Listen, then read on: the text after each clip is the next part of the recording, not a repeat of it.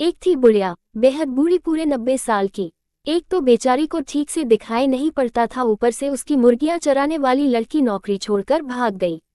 बेचारी बुढ़िया सुबह मुर्गियों को चराने के लिए खोलती तो वे पंख फड़फड़ाती हुई सारी की सारी बुढ़िया के घर की चारदीवारी फांद कर अड़ोस पड़ोस के घरों में भाग जाती और कुकु कुड़कुड़ करती हुई सारे मोहल्ले में हल्ला मचाती हुई घूमती।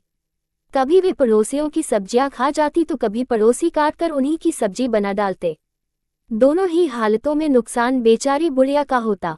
जिसकी सब्जी बर्बाद होती वह बुढ़िया को भला बुरा कहता और जिसके घर में मुर्गी पकती उससे बुढ़िया की हमेशा की दुश्मनी हो जाती। हार कर बुढ़िया ने सोचा कि बिना नौकर के मुर्गियां पालना उसकी जैसी कमजोर बुढ़िया के बस की बात नहीं।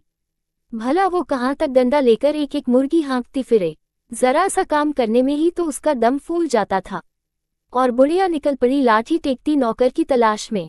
पहले तो उसने अपनी पुरानी मुर्गियां चराने वाली लड़की को ढूंढा, लेकिन उसका कहीं पता नहीं लगा। यहाँ तक कि उसके माँ बाप को भी नहीं मालूम था कि लड़की आखिर गई तो गई कहाँ। नालायक और दुष्ट लड़की, कहीं ऐसे भी भागा जाता है। न अता न पता, सबको परेशान करके रख दिया। बुढ़िया बड़बड़ाए और आगे बढ़ गई। थोड़ी दूर पर एक भालू ने बुढ़िया को बड़बड़ाते हुए सुना तो वह घूमकर सड़क पर आ गया और बुढ़िया को रोककर बोला, बूढ़ बुढ़िया नानी नमस्कार। आज सुबह सुबह कहाँ जा रही हो? सुना है तुम्हारी मुर्गियां चराने वाली लड़की नौकरी छोड़कर भाग गई है। न हो तो मुझे ही नौकर रख लो, खूब देखभाल करूंगा तुम्हारी मुर्गियों की। अरे हटो, तुम भी क्या बात करते हो? बुढ़िया ने खिसियाकर उत्तर दिया, एक तो निरे काले मोटे बदसूरत हो, मुर्गियां तो तुम्हारी सूरत देखते ही भाग खड़ी होंगी। फिर तुम्हारी बेसुरी आवाज उनके कानों में पड़ी तो वे मुड़कर दरबे की ओर आएंगी भी नहीं। एक तो मुर्गियों के कारण मोहल्ले भर से मेरी दुश्मनी हो गई है, दूसरा तुम्हारे जैसा जंगली जानवर और पाल लूं तो मेरा जीना भी मुश्किल हो जाए। छोड़ो मेरा रास्ता, मैं खुद ही ढूंढ लूंगी अपने काम की नौकरानी। बुढ़िया आगे बढ़ी तो थोड़ी ही दूर पर एक सियार मिला और बोला, हुआ राम राम बुढ़िया नानी, किसे खोज रही हो?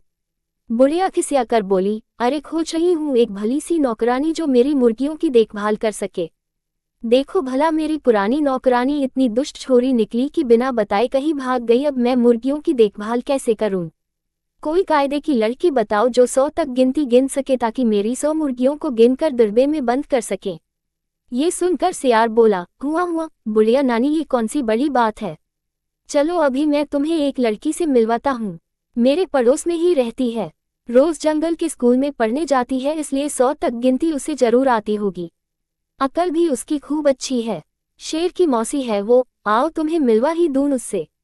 बुढ़िया लड़की की तारीफ सुनकर बड़ी खुश होकर बोली, जुग जुग जियो बेटा, जल्दी बुलाओ उसे, कामकाज समझा दूं। अब मेरा सारा झंझट दूर हो जाएगा। लड़की मुर्गियों की देखभाल करेगी और मैं आराम से बैठकर मक्खन बिलोया करूंगी। सियार भाग कर गया और अपने पड़ोस में रहने वाली चालाक पूसी बिल्ली को साथ लेकर लौटा। पूसी बिल्ली बुढ़िया को देखते ही बोली, म्याऊं, बुढ़िया नानी नमस्ते। मैं कैसी रहूंगी तुम्हारी नौकरानी के काम के लिए? नौकरानी के लिए लड़की जगह बिल्ली को देखकर बुढ़िया चौंक गई, बिगड़ कर बोली, हे भगवान, कहीं जानवर भी घरों में नौकर हुआ करते हैं? तुम्हें तो अपना काम भी सलीके से करना नहीं आता होगा, तुम मेरा काम क्या करोगी? लेकिन पूसी बिल्ली बड़ी चालाक थी, आवाज को मीठी बनाकर मुस्कुरा कर बोली, अरे बुढ़िया नानी, तुम तो बेकार ही परेशान होती हो। कोई खाना पकाने का काम तो है नहीं जो मैं न कर सकूं। आखिर मुर्गियों की ही देखभाल करनी है न, वो तो मैं खूब अच्छी तरह कर लेती हूँ। मेरी माँ ने तो खुद ही मुर्गियां पाल रखी हैं, पूरी 100 हैं, गिनकर मैं ही चराती हूँ और मैं ही गिनकर बंद करती हूँ। विश्वास न हो तो मेरे घर चलकर देख लो। एक तो पूसी बिल्ली बड़ी अच्छी तरह बात कर रही थी और दूसरे बुढ़िया काफी थक भी गई थी, इसलिए उसने ज्यादा बहस नहीं की और पूसी बिल्ली को नौकरी पर रख लिया। पूसी बिल्ली ने पहले दिन मुर्गियों को दरबे में से निकाला और खूब भाग दौड़कर पड़ोस में जाने से रोका। बुढ़िया पूसी बिल्ली की इस भाग दौड़ से संतुष्ट होकर घर के भीतर आराम करने चली गई। कई दिनों से दौड़ते भागते बेचारी काफी थक गई थी तो उसे नींद भी आ गई। इधर पूसी बिल्ली ने मौका देखकर पहले ही दिन 6 मुर्गियों को मारा और चट कर गई। बुढ़िया जब शाम को जागी तो उसे पूसी की इस हरकत का कुछ भी पता न लगा। एक तो उसे ठीक से दिखाई नहीं देता था और उसे 100 तक गिनती भी नहीं आती थी। फिर भला वह इतनी चालाक पूसी बिल्ली की शरारत कैसे जान पाती? अपनी मीठी मीठी बातों से बुढ़िया को खुश रखती और आराम से मुर्गियां चट करती जाती।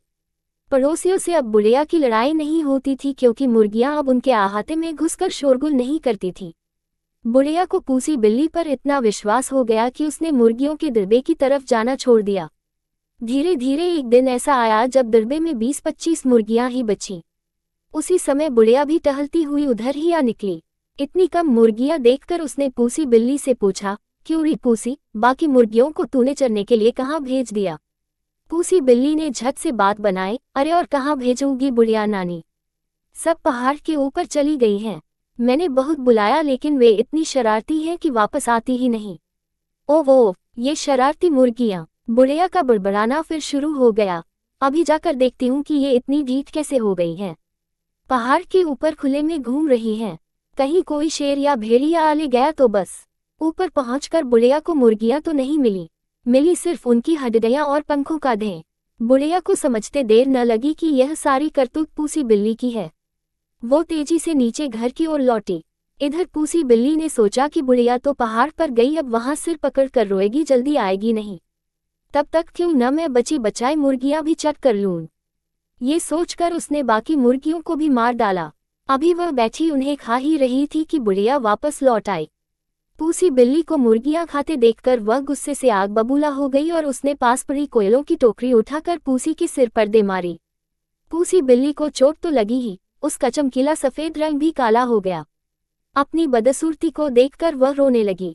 आज भी लोग इस घटना को नहीं भूले हैं और रोती हुई काली बिल्ली को डंडा लेकर भगाते हैं।